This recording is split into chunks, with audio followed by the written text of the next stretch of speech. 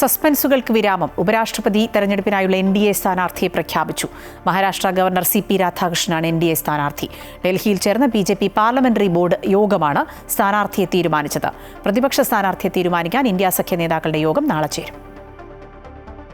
BJP കേന്ദ്ര committee ഓഫീസിൽ ചേർന്ന പാർലമെന്റ് ബോർഡ് യോഗമാണ് ഉപരാഷ്ട്രപതി തെരഞ്ഞെടുപ്പിനുള്ള സ്ഥാനാർത്ഥിയെ തീരുമാനിച്ചത്. BJP ദേശീയ അധ്യക്ഷൻ JP നദ്ദയാണ് CP രാധാകൃഷ്ണന്റെ സ്ഥാനാർത്ഥിത്വം പ്രഖ്യാപിച്ചത്. ഉപരാഷ്ട്രപതി തെരഞ്ഞെടുപ്പിൽ മത്സരം ഒഴിവാക്കാൻ പ്രതിപക്ഷത്തിന്റെ പിന്തുണ BJP തേടുന്നുണ്ട്. മുതിർന്ന നേതാക്കളുമായി ഇക്കാര്യത്തിൽ ചർച്ച നടത്തുമെന്ന് നദ്ദ അറിയിച്ചു. हमारे महाराष्ट्र के राज्यपाल श्री CP राधाकृष्णन जी, चंद्रपुरम पुन्नास्वामी राधाकृष्णन जी, उनको हम NDA का प्रत्याशी बनाएंगे और वो NDA के प्रत्याशी के रूप में रहेंगे.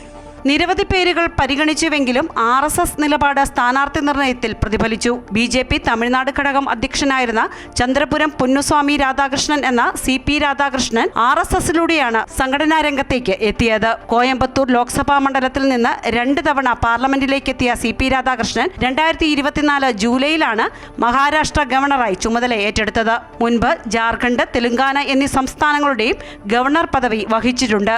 പുതുച്ചേരി ലഫ്റ്റനന്റ് ഗവർണറായും സേവനമനുഷ്ഠിച്ചിട്ടുണ്ട്.